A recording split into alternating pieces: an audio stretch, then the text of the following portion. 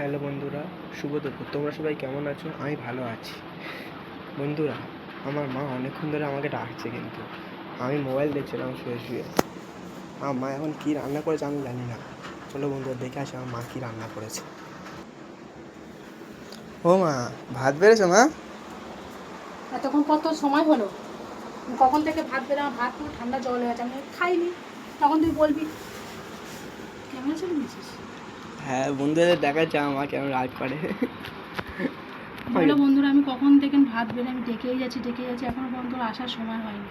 হ্যাঁ, আমি কখন থেকে ভাত বেড়ে বসে আছি। ঠিক আছে বাবা, তুমি দেখাও কী কী রান্না করেছো আজকে, দেখাও। আমি খেয়ে নিলে তখন বলি তুমি মা খেয়ে নিচ্ছ একলা একলা, ওই জন্য বসেছি ভাত বেড়ে। কখন তুই আসিস ঠিক তখন আছে। আমি খাবো। কী রান্না করেছো এটা? আজকে রান্না করেছি পুঁই শাক কুমড়ো চিংড়ি মাছ দিয়ে একটা তরকারি করেছি। রাত দিও না।